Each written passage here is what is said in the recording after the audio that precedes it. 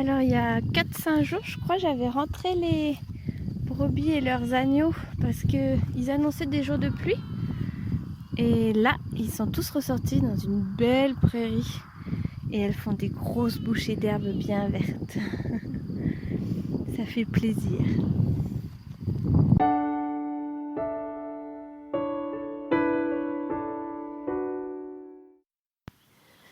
On est le dimanche 3 mai 2020 et ce soir au menu il y a les premières courgettes de l'année et les premiers petits pois de l'année. Et ça fait très plaisir et on se dirige vers la saison où les légumes vont revenir, où ça va être l'abondance. Les légumes d'été, les tomates, les aubergines, les poivrons.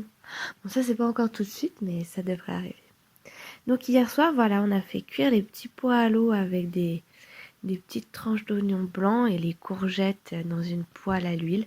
Pareil avec quelques petits oignons blancs. Et c'était délicieux. Un petit œuf mollet, des poules dessus. Et voilà.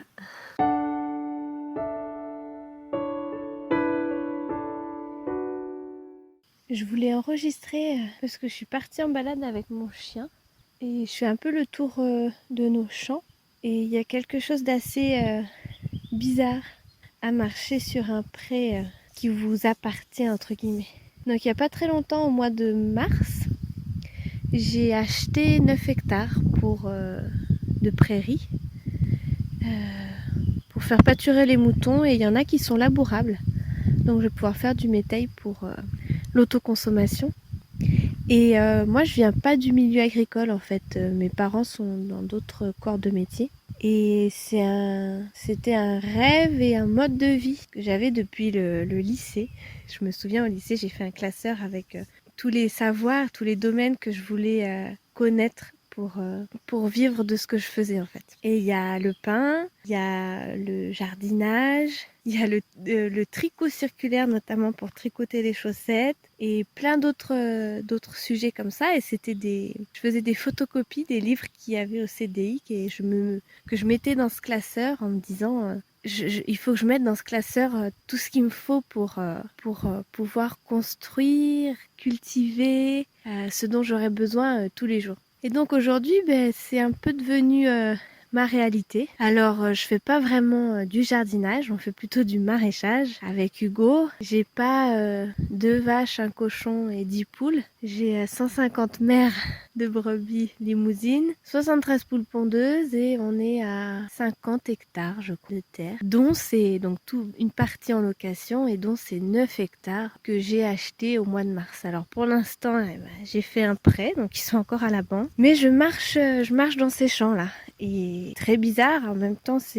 Pour moi, c'est une idée assez lointaine parce que personne peut vraiment être propriétaire de la terre. Donc, bien sûr, sur le papier du notaire et au cadastre, c'est mon nom. C'est surtout...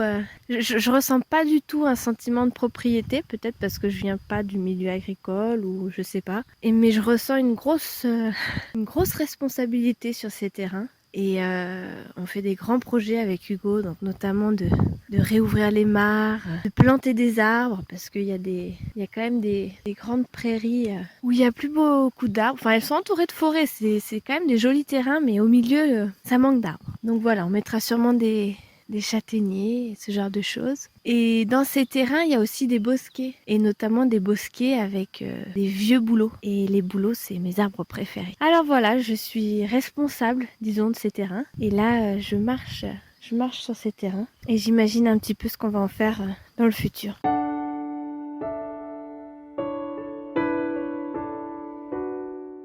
Donc là, je continue ma petite balade. Alors, j'ai fait un petit détour pour passer par un des chemins que j'adore. Et là, c'est juste après une averse. Donc c'est un peu humide. Je sais pas si vous entendez le bruit de mes pas.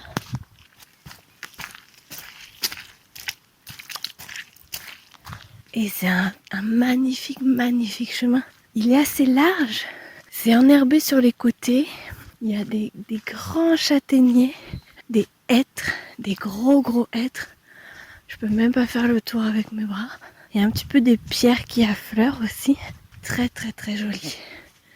Bon, alors juste derrière la grande haie de châtaigniers et de hêtres, il y a une magnifique coupe à blanc.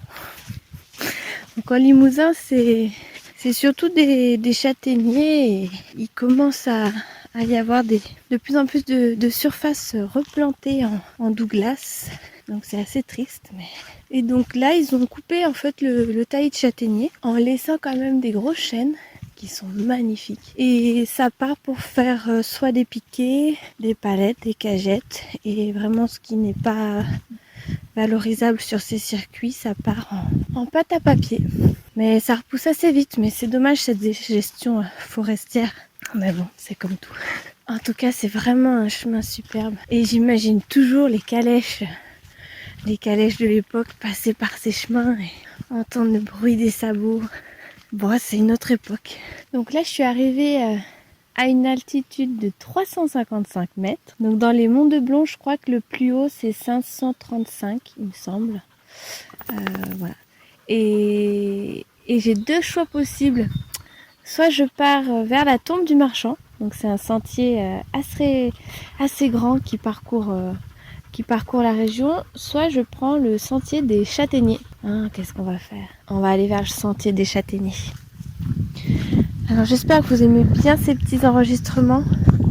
Donc c'est pas pour vous frustrer si vous êtes enfermé entre guillemets, mais c'est pour vous donner une petite fenêtre sur la nature et sur des chemins des monts de Blon.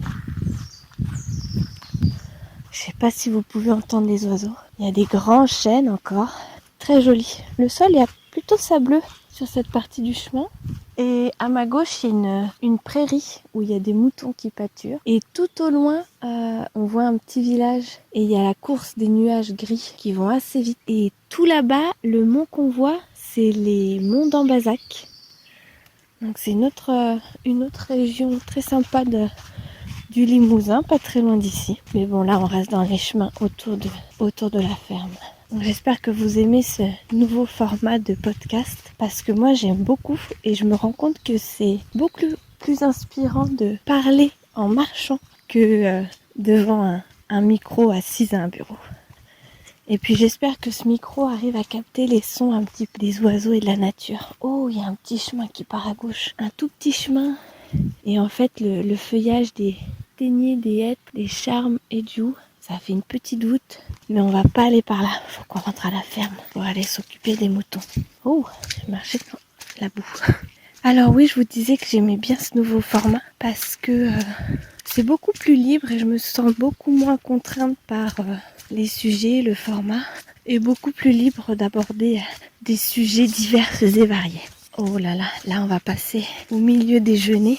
Alors à cette époque, c'est des très jolies fleurs jaunes et c'est un petit délice pour les moutons. Ils adorent ça, le genêt. C'est très riche pour eux. Oh, il y a un petit érable. Bon, il y a des fougères aussi. Ah, il y a un chêne américain. Alors, c'est pas du coin, mais ça a quand même un très très joli feuillage. Et surtout en automne, ça devient très rouge. Ah, et il y a un milan noir qui survole.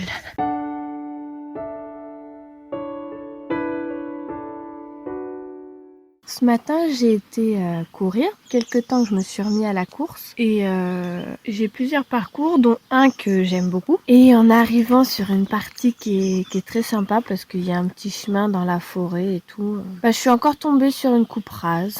Ah, et ça m'a énervée, parce que je trouve que l'exploitation forestière n'est pas assez réglementée. Et il y avait des grands chênes qui étaient coupés, il restait juste les têtes, pas du tout travaillées. Ils avaient juste sorti les grumes pour l'instant. Et c'est donc fait à la batteuse. Donc une abatteuse, c'est une grosse machine énorme qui découpe les arbres, les ébranche. Voilà. Et donc ils avaient sorti une vingtaine de grumes de chêne et puis les taillis de châtaigniers. Donc le chemin était ruiné, il y avait des grosses ornières, des arbres coupés mis sur le côté pour faciliter le passage de l'engin. Et en fait c'est au bord, donc bien sûr c'est une propriété privée la forêt, je remets pas ça en question, mais ils ont coupé les gros chênes qui bordaient le chemin en fait. Donc c'est un chemin communal et je crois pas qu'il y ait de réglementation là-dessus. Je vais aller voir à la mairie quand même parce que faut bien agir quand même.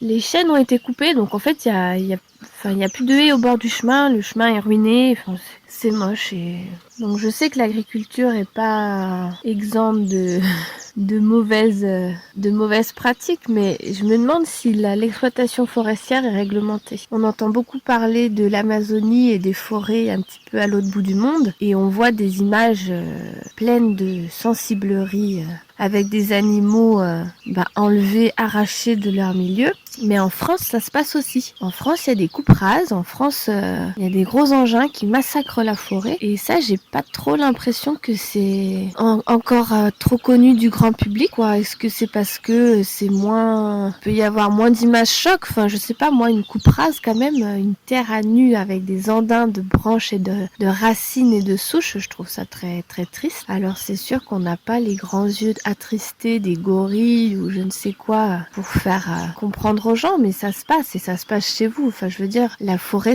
elle est pas à tout le monde, c'est vrai, mais je pense qu'on peut agir sur certaines choses, quoi. Et puis là, on est en mai, quoi. On est en pleine période de nidification des oiseaux et l'exploitation forestière continue, quoi. Les agriculteurs, on a des dates pour ne pas couper les haies et tout, ce qui est d'ailleurs une aberration de couper des haies, mais bon, bref, on est en train d'y revenir, je crois, j'espère. Et là, en pleine période de nidification, comme je disais, il y a des coupes à blanc qui se font, enfin, c'est incroyable, tous les amphibiens qui se reproduisent. Donc bon, ce matin, contrairement à la dernière fois où je vous parlais du sentiment de propriété, j'aimerais bien acheter tous les bois, tous les bois autour de chez moi.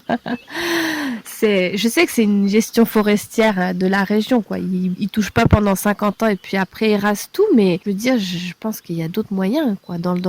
On était dans le Jura avant ça. Jura, ça se faisait pas du tout comme ça. La gestion était tout à fait différente. Il y avait pas de coupe rase. Donc voilà, c'était le petit énervement du jour. Bon, j'y peux rien, mais voilà. Je vais quand même me renseigner, aller voir à la mairie et leur demander. En tout cas, là, je vous parle assise sous un magnifique acacia qui est en fleurs, qui sent très bon et j'entends le bourdonnement actif des abeilles qui sont en train de butiner. Et donc il y a des apiculteurs voisins qui ont mis des ruches et donc ils vont nous donner quelques pots de miel d'acacia et ça c'est super. Hier ils sont passés nous amener des petites alvéoles de ruches et donc on a aspiré le miel et mâchouillé la cire, c'était très bon. Allez, moi je vais voir mes moutons et profiter de mes arbres. À bientôt.